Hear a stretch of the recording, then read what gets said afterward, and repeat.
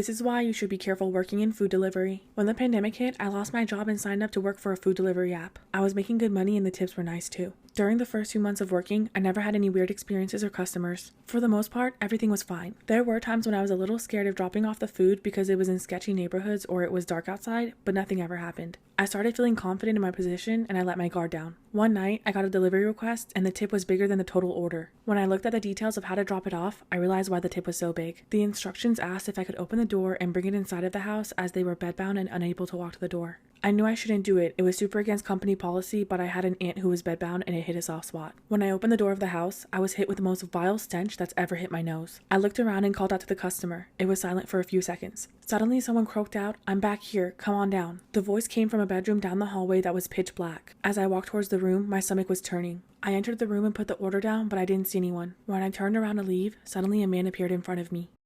Part 2 of why you should be careful working in food delivery. This man was tall, wore glasses, and was balding. He was also fully functional from what I could tell. In this moment, I realized how badly I had messed up. I was cornered away from the doorway. He thanked me for dropping off his order. I politely replied, "You're welcome," and tried to step around him to leave. He took a step in the same direction at the same exact moment and asked me what I was up to for the rest of the night. My heart was pounding out of my chest, but I quickly replied that I had another order to drop off and that they were waiting, so I had to go. However, he didn't move. Somehow, I mustered up enough courage to step towards him and say, "Excuse me, I really have to go." His hand was on the door and I knew he was either going to let me go or shut it and attack me. He stared at me for a moment, then hesitated and stepped out of the way. I quickly slipped past him and made a beeline for the front door. As I twisted the doorknob, I heard his footsteps running towards me. I swiftly opened the door, slammed it behind me, and sprinted towards my car. I felt the adrenaline rushing through my veins. I looked back to see if he was running after me, but he was just standing in the doorway, watching me run away with a smirk on his face. I never should have gone inside for a delivery and I never will again.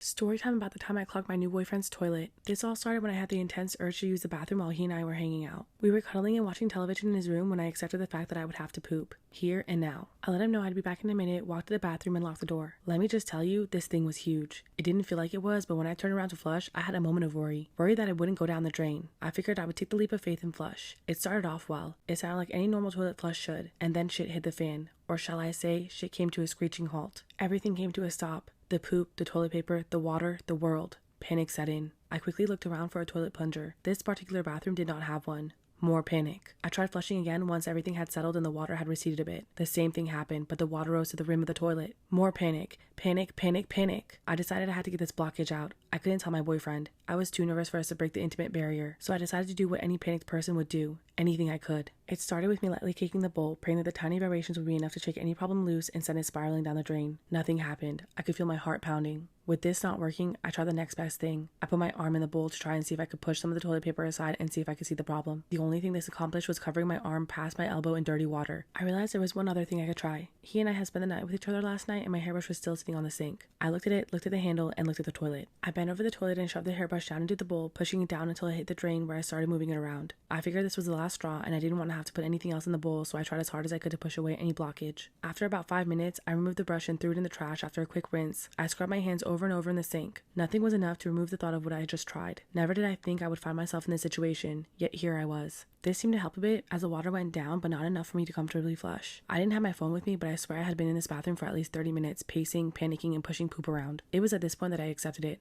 I would try to flush one more time. If that didn't work, I would have to yell to my boyfriend to grab a plunger, something I probably should have done in the first place. This was it, the last effort. I was convinced that the toilet would overflow, but my adrenaline was pumping so hard I couldn't get myself to care. I watched as the water rose and continued to rise and rise back to the brim of the toilet. It rose just to the very tip top of the rim before I heard the noise I had been begging for. The flush. Everything went down. Everything. I nearly cried. I leaned back against the wall as I watched my world set itself back on its axis. I sighed in relief, washed away the sins on my hands for the 30th time, got back into bed with my boyfriend, and finally relaxed. This happened a few years ago, and that boyfriend is now my husband. He's since heard this story and thought it was hilarious. He also couldn't believe why I never asked for help. Story time about how my boyfriend gave me sleeping pills before his boys' night out. I had been dating my boyfriend for a year and we always had a pretty trusting relationship. One weekend, he was going to have a boys' night out with his friends and I was going to stay home. However, earlier in the day, we had gone into an argument about how he never checks his phone while he's out or replies to my text to check in. He said he shouldn't have to check in with me while he's out and I disagreed because I just want to make sure that he's okay. Fast forward to later that night when he's getting ready, I told him that even though we're fighting, I still expect him to keep in touch with me. He agrees this time without putting up a fight and asks me if I want to have a drink with him before he goes. He makes us some cocktails and we drink them together while while we wait for his friends to come pick him up. When his friends get there, he kisses me goodbye and leaves. Not even half an hour later, I'm knocked out cold. I remember waking up once just for a second to use the bathroom, but then knocking out again. In the morning when I woke up, he was asleep next to me and I was really confused as to why I slept so much when I wasn't even tired. When my boyfriend woke up, he mentioned how nice it was that I hadn't messaged him and how I must have slept through the night after those cocktails. This raised some red flags and I quickly questioned him about what was in the cocktails. At first, he called me crazy and told me that he didn't do anything to them. However, after about 20 minutes of accusing him, he finally confessed.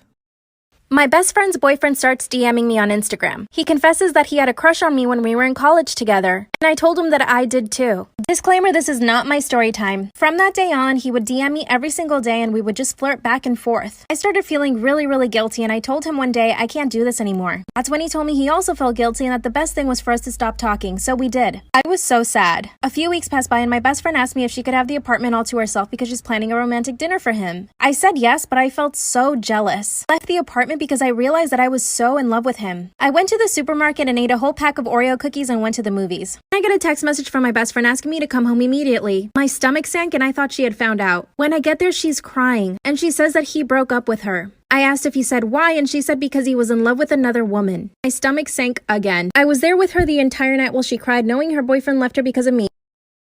Something really toxic. One time when my boyfriend was sleeping, his phone went off and it was from a Morgan, and I know all of his exes and friends, and like I've never heard of a Morgan before.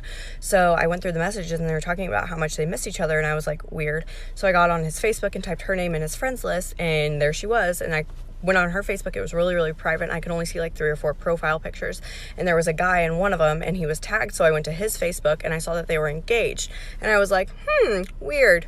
So I had screenshotted all the messages and then sent them to my phone, then deleted them out of his pictures and his phone, so he didn't know that I had them. And I reached out to Morgan. I tried to call her on Facebook and then was immediately blocked. And then I went to the fiance's Facebook and I was immediately blocked. So I said, that's kind of fishy. So I got on my second Facebook and I typed in the fiance's name and I went through his friends list and sent screenshots of the messages to all of the people with his same last name. And it turns out it was the night before their wedding and it was a rehearsal dinner night and I ruined the wedding. So sorry about that, Morgan. Don't text my boyfriend.